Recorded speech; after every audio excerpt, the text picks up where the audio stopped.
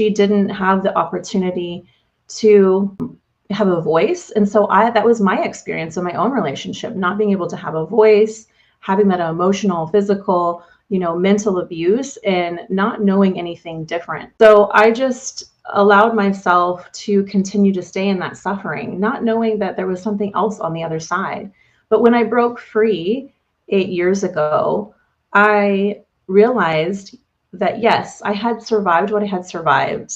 There was a lot of trauma to clean up. There was a lot of pain. There was a lot of suffering. There was a lot of sadness. But I was able to start unraveling the pieces of what had happened to me. And while I stayed in victimhood for a very long time, I realized that I didn't need to stay in the victimhood, but it did serve its purpose. I had to feel what I had to feel about all the things I had experienced. At first I felt like I had been betrayed by God after leaving, because if this was not true, then what was true? I had no religious system or structure to hold on to anymore. So it felt a little scary stepping into something else in the unknown and not knowing what comes next. And then also losing that community, losing my family, and then really feeling very alone in the world, feeling like, well, I have not much to hold on to. So feeling that isolation. And I just realized that either I could make this something where it takes me out, but I also knew that I needed to get up.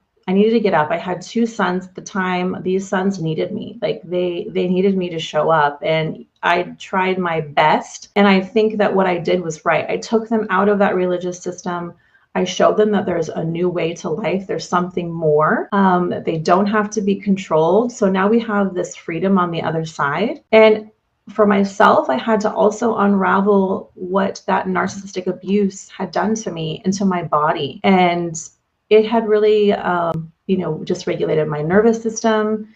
It had really made me honestly physically sick a little bit. I was very depressed. I was extremely, extremely anxious. I felt like my body was constantly in the state of fight or flight. So it was like I wasn't busy or on the go. I wasn't able to really relax, or it felt just like uncomfortable. I had to keep going. And seeing myself then and the person I am now is realizing that I just did that out of survival. I thought I had to do that because the narcissistic abuse rewires your nervous system. The experience of being in a fear-based, high control religion rewires your nervous system because you are in the state of fear. You don't know what comes next. You don't know what's going to happen next. And you don't know when the next blow up is going to happen. You don't know when the next time you're going to upset that person.